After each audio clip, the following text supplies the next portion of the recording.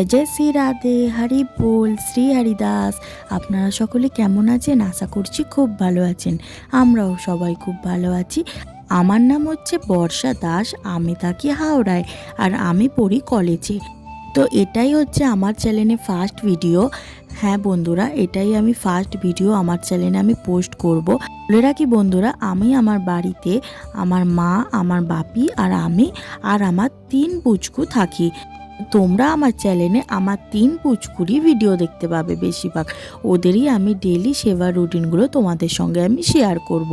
তো আমি আগেই বললাম আমার বাড়িতে 3 পুচকু থাকে, তো তাদেরই এই সমস্ত বিছানাপত্রগুলো সকাল সকাল উঠে আগে আমি গুছিয়ে নিচ্ছি। তো তাহলে চলো তোমাদের সঙ্গে আমি আমার 3 পুচকুকে পরিচয় করিয়ে দিই। এখন আমি আমার 3 পুচকুকে ঘুম থেকে তুলিয়ে নিয়ে চলে এসেছি আর ওদের মুখ হাত পা ভালো করে মুছিয়ে দিচ্ছি।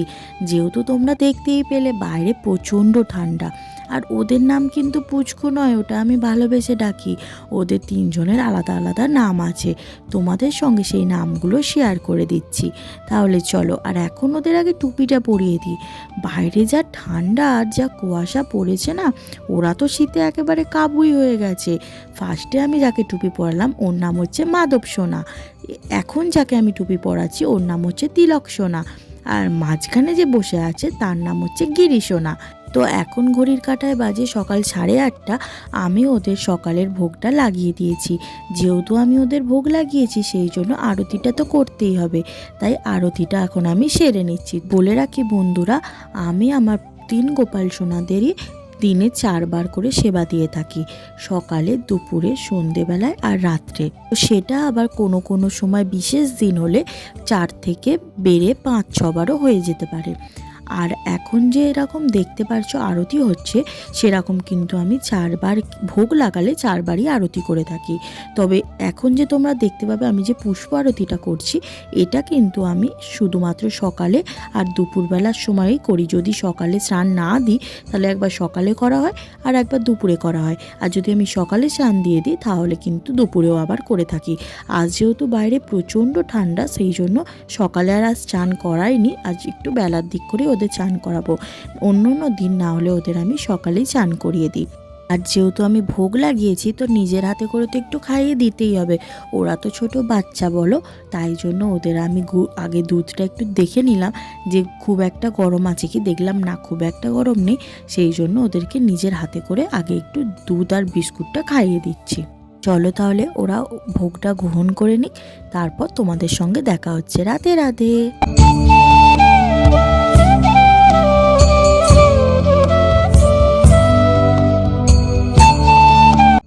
এখন ওদের ভোগ গ্রহণ করা হয়ে গেছে, আর আজকে সকালে শৃঙ্গার তোমরা দর্শন করো।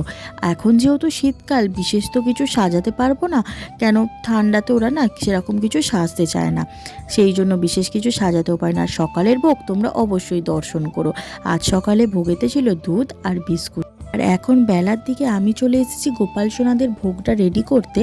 মা সব ওদিকে ভোগটা রেডি করে দিয়েছে, ভাতটা তার এদিকে, ডালটা মা বসিয়ে দিয়েছে। আমি বললাম তাহলে বাঁধাকপির তরকারিটা আমিই করব, ওই জন্য বাঁধাকপির তরকারিটা আমি করতে চলে এসেছি, আর মা এখানে ডাল সেদ্ধ বসিয়ে দিয়েছে। তো এখন আমি গোপাল সোনাদের চান টান করিয়ে একেবারে রেডি করে ওই গোপাল সোনাদের দুপুরের ভোগটা লাগিয়ে দিয়েছি। আর গোপাল সোনাদের তোমরা অবশ্যই দর্শন করো, ওদের আজ কেমন লাগছে তোমরা কিন্তু অবশ্যই কমেন্টস করে জানিও আমাকে। আর ওদের ভোগটা তোমরা অবশ্যই দর্শন করে যেও। আজকে গোপাল সোনাদের দুপুরের ভোগেতে কি কি ছিল চলো তোমাদের সঙ্গে তাহলে শেয়ার করা যাক। ছিল গরম গরম অন্ন, করলা আলু ভাজা, বাঁধাকপি আলু শিম দিয়ে তরকারি, আর ছিল বিউলির ডাল, আর 1 গ্লাস জল ছিল। আজ ছিল অতি সামান্য আয়োজন। আর বলে রাখি বন্ধুরা, গোপাল সোনারা কিন্তু দুপুরবেলার টাইমে অন্নভোগই পেয়ে থাকে। যেদিন যেরকম থাকে সেদিন সেরকমই ওদের রান্না করে দেয়া হয়।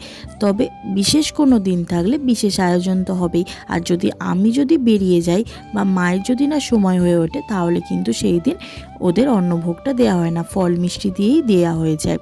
আর এখন ওদের ভোগ গ্রহণ করা হয়ে গেছে, এটা হয়ে গেছে প্রসাদ, আর আমরা সবাই মিলে এখন প্রসাদ গ্রহণ করব। তাহলে চলো গোপাল সোনাদের মুখ হাতটা ভালো করে মুছিয়ে দেওয়া যাক। রাধে রাধে।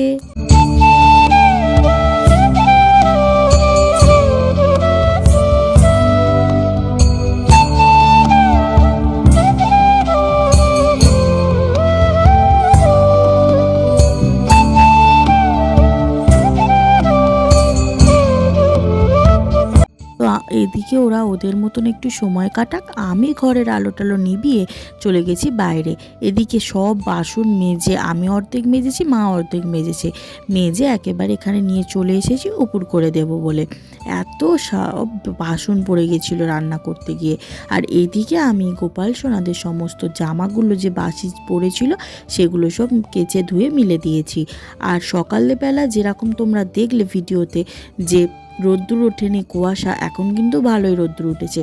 আমি আর মা এখানে একটু রোদে দাঁড়িয়ে আছি, আর মা আমাকে দেখাচ্ছে ওই যে দূরে দেখতে পাচ্ছ তোমরা বকুল এসেছে আমাদের আম গাছে, ওটাই মা আমাকে দেখাচ্ছে। আমি বললাম তাহলে তোমাদের সাথে একটু শেয়ার করে দিই, আম যখন হবে তখন গোপাল সোনারা তো অবশ্যই পাবে। আর এটা যে দেখছো এটা হচ্ছে আমাদের কাঁঠাল গাছ, প্রচুর এঁচড় ধরে, দেখো ভালো করে দেখলে তোমরা বুঝতে পারবে প্রচুর এঁচড় ধরেছে, কিন্তু একটাও কাঁঠালও হয় না আর এঁচড়ও হয় না, গোপাল সোনারা একটাও পায় না।